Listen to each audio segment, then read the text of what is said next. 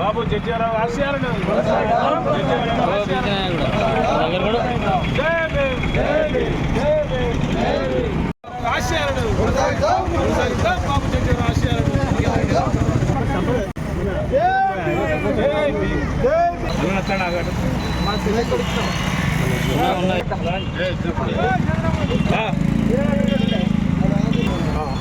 నగేశ్వరికి line ఉండదు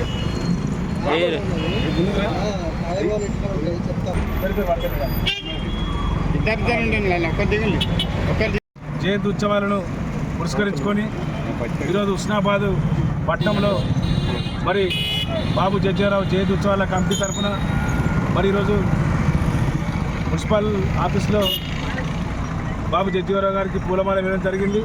అదేవిధంగా ఉదయం 5 గంటలకు మున్సిపల్ కార్మికులకు వారి ఆధ్వర్యంలో కూడా అక్కడ మున్సిపల్ కార్మికులకు కూడా వారికి కూడా బాబు జగ్జీవనరావు ఆలోచన విధానాన్ని వారికి కూడా చెప్పడం జరిగింది ఒక 100 మందితోని.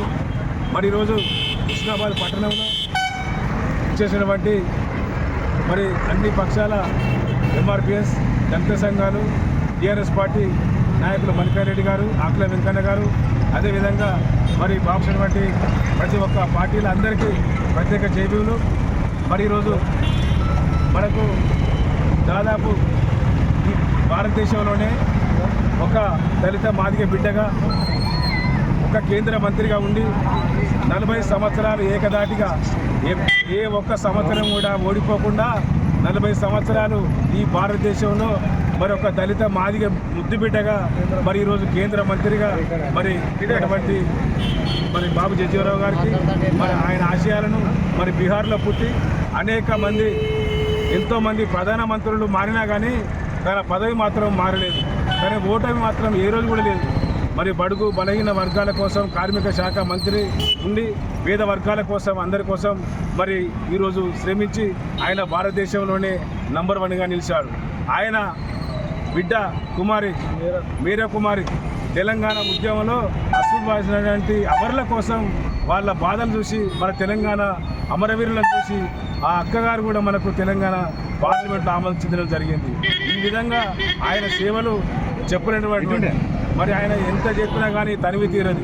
కాబట్టి మరి ఈరోజు హుస్నాబాద్ పట్టణంలో రేపు రాబోయే ఏప్రిల్ 14వ తారీఖు నాడు మరి మనం రేపు 1 గంటకు మండల ఆఫీసులో మరి హుస్నాబాద్ జయంతి ఉత్సవాల కమిటీ ఏర్పాటు చేయడం జరుగుతుంది. హుస్నాబాద్ పట్టణంలో అంబేద్కర్ చౌరస్తాలో సోదరుల పక్షాల నుండి ఘనంగా కార్యక్రమం నిర్వహించుకోవడం జరుగుతుంది. బాబు జగ్జీవనరావు గారు ఒక మాట చెప్పిండే, బహుజనుల బతుకు ఎప్పుడు వడ్డించిన విస్తారు కాదు, ఎప్పుడు తెల్లాలేస్తే కొత్తగా కొట్లాటనే ఉంటుంది, బతుకు పోరాటమే ఉంటుందని ఆయన సుదీర్ఘ జీవిత చరిత్రలో చెప్పిండు. ఆయన జైళ్లలో వేయండు, స్వతంత్ర సమరయోధుడిగా కొట్లాడిండు, జైలు జీవితాలు ఎన్నో చీకటి రోజులు చూసిండు, ఎన్ని మంత్రి పదవులు అనుభవించిండు.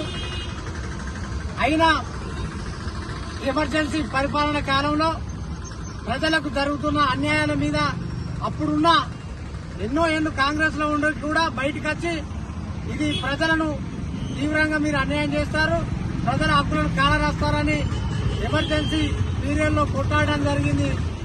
దాని ఫలితంగా కూడా ఆయన జైలు వేయండు. ఆ తర్వాత ఉప ప్రధానిగా జనతాదళ్ నుండి కావడం జరిగింది. తర్వాత మళ్ళా కాంగ్రెస్ లో వేయండు.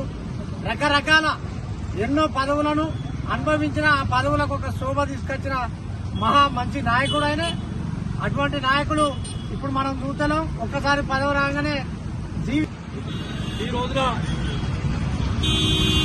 మహనీయుల జయంతి కమిటీ చంద్రబాబు గారి పత్ర చంద్రబాబు గారి ఆధ్వర్యంలో హుస్నాబాద్ పట్టణంలో బాబు జగ్జీవనరావు గారి జయంతి 118వ జయంతి కార్యక్రమాన్ని ఘనంగా నిర్వహించుకోవడం జరుగుతుంది.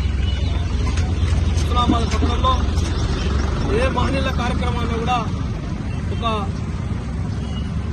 ఆశయం కోసం చేసే పనులు చాలా మంది నాయకులు పట్టుదలతో మహనీయుల వర్ధంతులు కానీ జయంతుల కార్యక్రమాలు ఇవ్వడం కోసం ముందుంటారు.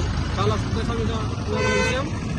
ఈ రోజున చాలా మంది 118 సంవత్సరాలు క్రితం జన్మించిన బాబు జగన్ గారు వారి చరిత్ర ఈ రోజున మనం అంతా స్మరించుకుంటామంటే నిజంగా వారు చేసిన సేవలు ఈ దేశ ప్రజలకు బడుగు బలైన వర్గాల కోసం చేసిన ప్రజాసేవను అలా గుర్తుంచుకోవడం జరుగుతుంది.